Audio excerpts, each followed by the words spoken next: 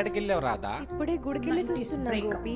నేను రాత్రి నరసింహ సినిమాకి వెళ్ళాను రాధా. హీరోయిన్ రమ్యకృష్ణ ఉంది, తను వేసుకున్న డ్రెస్ భలే ఉంది రాధా. నా కోసం ఈ డ్రెస్ వేసుకుంటావా?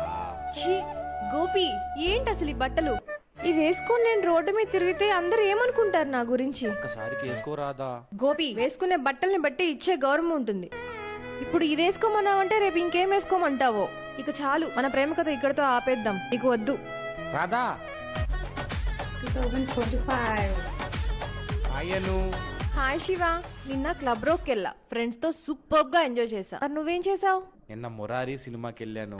సోనాలి బింద్రే ఆఫ్ సారీలో దేవతలా ఉంది.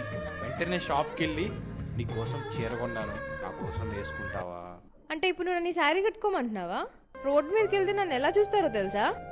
ఇప్పుడు శారీ అంటున్నావు, రేపు పెళ్ళయ్యాక మెట్టెలు తాళి అన్ని వేసుకుని తిరగమంటావా గంగిరెద్దులాగా? నాకు ఫ్రీడమ్ లేదా? హే, నువ్వే తీసుకో ఇవన్నీ. స్త్రీ అంటే ప్రకృతి కదరా. చాలు శివాజీ, చాలా ఎక్కువ మాట్లాడేసి. My body my choice, let's break. Anasuya, యో అనసూయ.